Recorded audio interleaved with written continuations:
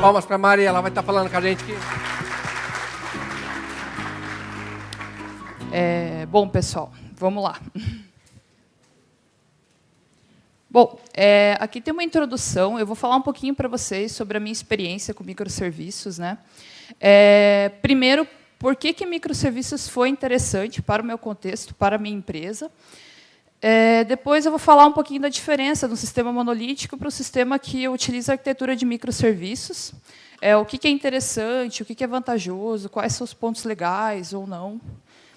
Depois, caso vocês achem interessante, como eu achei no meu caso, quero começar com microserviços. O que eu faço? O que eu tenho que procurar? O que é interessante?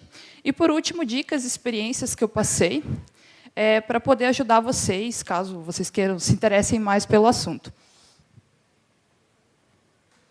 Bom, como eu falei, minha apresentação tem memes.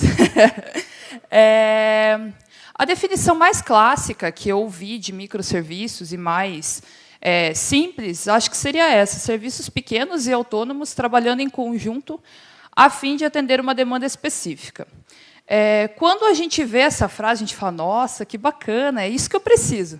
Mas, assim, conforme os slides forem passando, vocês vão ver que não é essas mil maravilhas que a gente está pensando, que microserviços não é uma coisa tão simples assim. Bom,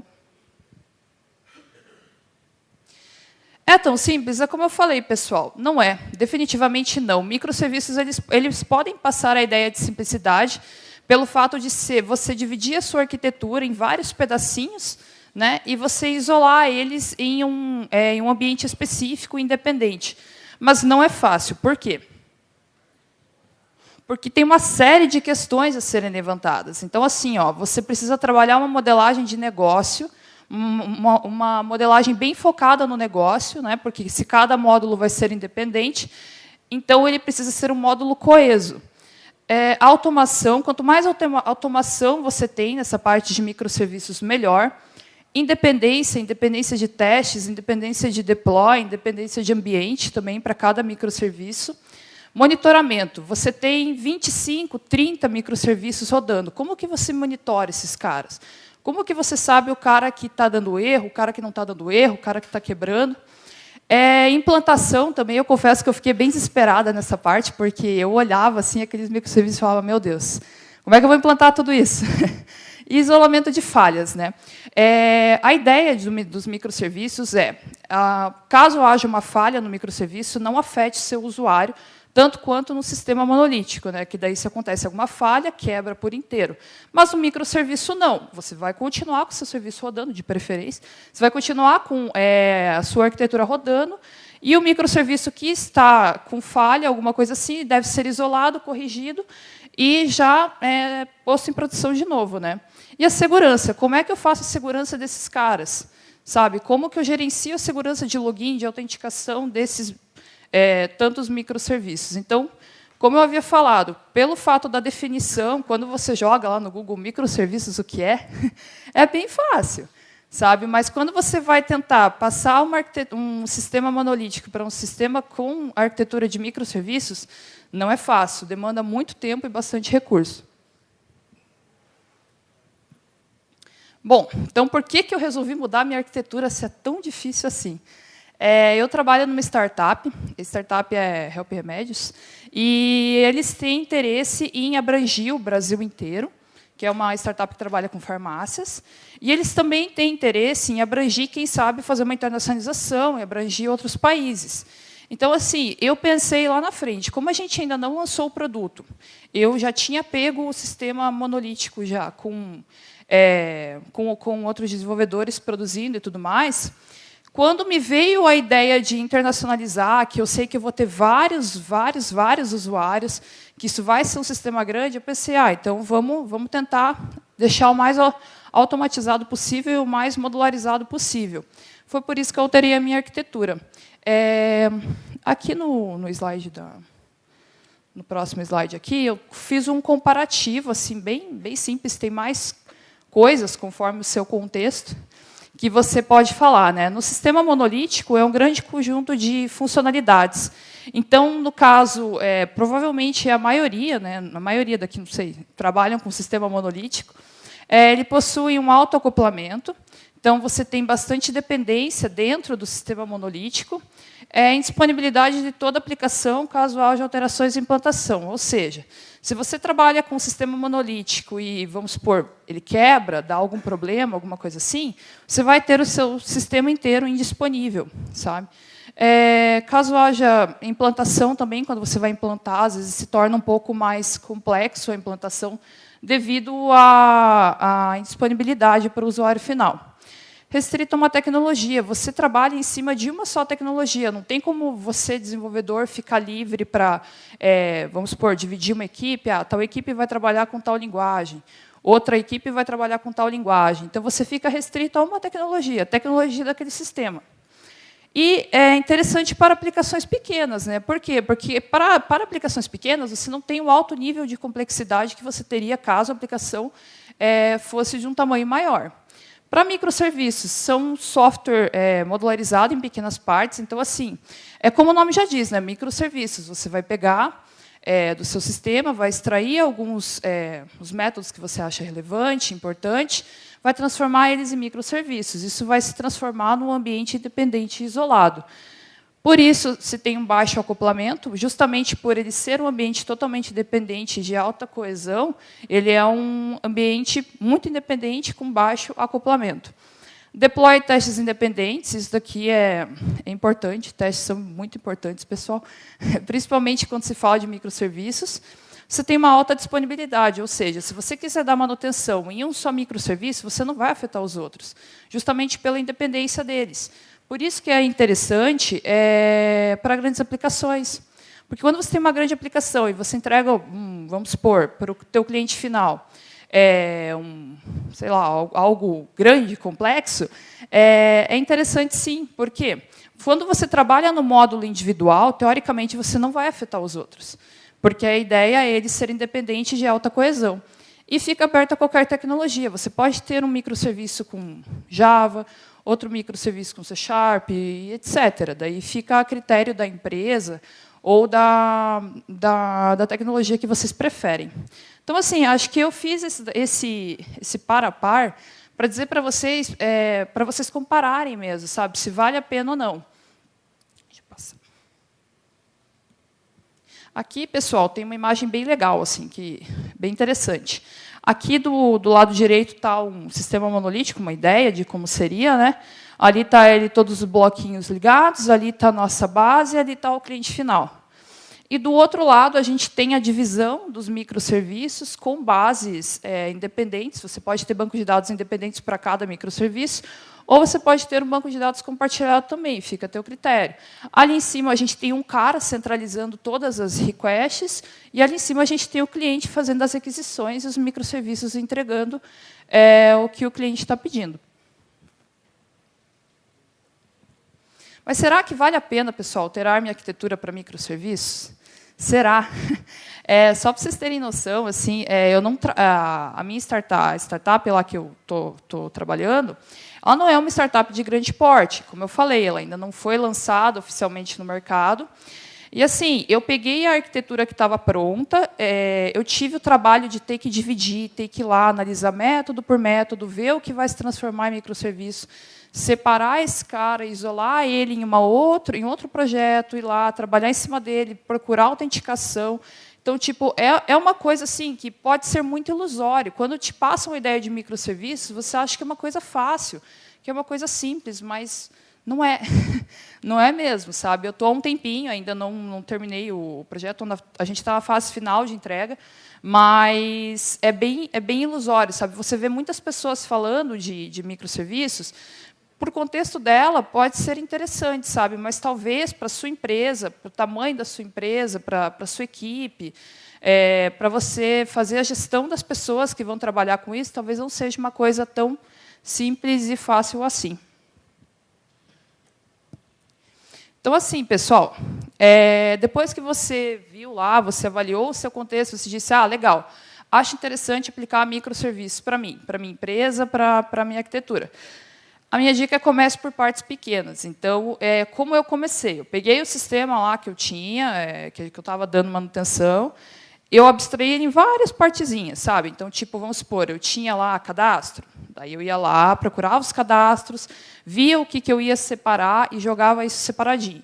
Então, assim, eu cheguei num total de 20, 25 microserviços, mais ou menos, uns 20, 25. É bastante coisa. Mas, assim, o ideal que você comece por partes pequenas é justamente por isso. Microserviço tem que ser uma coisa muito bem organizada, muito bem orquestrada, porque se você faz tudo sem prestar atenção, ou junta tudo, junta 2 em 1 lá e não presta atenção, isso pode vir a gerar muitos problemas lá na frente. Então, assim, ó, aqui tem alguns pontos assim que eu achei bem interessantes, que foram bem interessantes para mim, para o projeto que eu trabalhei. Quando você vai fazer um microserviço, que você vai pegar e fazer aquele trabalho de formiguinha, fica lá vendo lá no teu sistema, extraindo método por método e jogando isso separado, muitos meios de treinamento, essas coisas, eles pedem para a gente pensar sempre no princípio da responsabilidade única. Sua classe precisa ter um motivo para mudar. É basicamente isso, sabe? Então, é o princípio da responsabilidade única. Ela precisa ter uma alta coesão. Quanto maior a coesão, mais independente vai ficar o teu microserviço do resto do sistema. Então, esse foi um dos principais, digamos, leis assim que eu adotei para fazer essa migração. Eu utilizei toda a parte de comunicação, como comunicação assíncrona, e eu também utilizei os protocolos HTTP e tudo mais para fazer toda essa parte de comunicação entre os microserviços. Criação de um novo serviço deve ser meticulosa. Por que eu coloquei isso? Porque, assim, ó, microserviço não é um cara que tem 3 linhas e 4 linhas lá e boa. Não, você precisa realmente adicionar uma alta coesão, nem que aquilo não fique tão micro assim, sabe? Nem que aquilo tenha uma lógica maior, mas aquilo precisa ser meticulosamente pensado para lá na frente você não precisar voltar e prestar uma nova manutenção.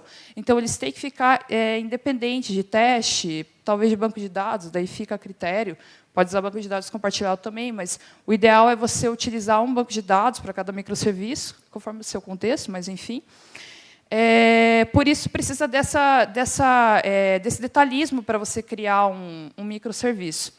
Padronize a comunicação entre eles. Então, o que acontece? Muitas pessoas estão usando protocolos HTTP e RESTful para fazer essa comunicação entre os microserviços, né? Isso é muito interessante, porque a partir do momento que você padroniza a comunicação, você consegue ter um controle maior das suas requests, dos retornos, das falhas e tudo mais. Testes são muito importantes. Então, assim, ó, os testes, tanto unitários, de integração e tudo mais, eles são definitivamente muito importantes, porque é em cima deles que você vai validar a arquitetura que você construiu, sabe? Então, tipo, não dá para deixar de lado ou deixar para depois. Você tem que fazer os testes, senão você não consegue validar a arquitetura que você fez, toda a migração. Você precisa de teste para você validar isso. E monitore absolutamente tudo. É como eu comentei, né? Às vezes você tem muitos microserviços. Como que você vai monitorar tudo em cima disso? Depois, lá no último slide lá de dicas, eu dou algumas dicas, mas, enfim, a dica é monitore absolutamente tudo, porque, às vezes, pelo fato de você ter vários ambientes independentes, você não consegue controlar direito como que está funcionando, se está, se não está. Enfim, vou passar aqui. Aqui fazemos microserviço com boas práticas, pessoal. Então, assim, ó, boas práticas não estão lá só para um nome bonito e agradável para você procurar de vez em quando e para você tirar alguns conceitos. Boas práticas são feitas porque realmente pessoas já passaram por esse problema e estão falando, utilize isso, porque isso vai ser muito legal. Então, assim, ó, boas práticas estão lá para você ir lá, tentar implementar elas e adequar ao contexto de vocês, tá bom? Então, assim, eu procurei várias boas práticas quando eu fui fazer essa migração de microserviços, justamente porque eu nunca tinha trabalhado com microserviços, sabe? Então, tipo, para mim era uma coisa completamente nova.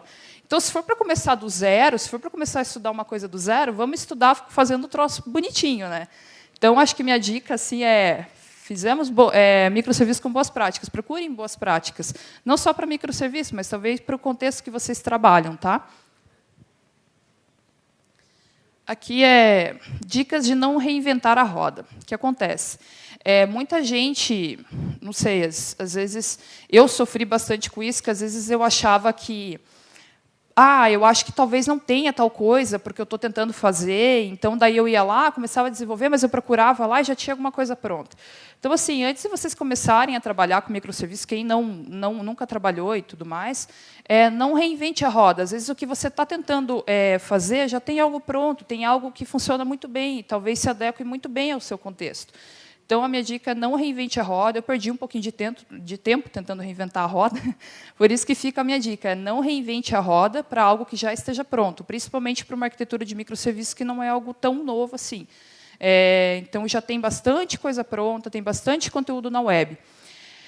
Minha outra dica fica para a API Gateway. O que acontece? Dentro da arquitetura de microserviços, você tem a opção de deixar todos os seus microserviços expostos e passar as URLs para o teu cliente para ele se virar com isso. Mas a minha ideia não, uma boa prática é você utilizar a API Gateway. Por quê? Porque você centraliza todas as requests do teu cliente, teu usuário, teu aplicativo, num cara só.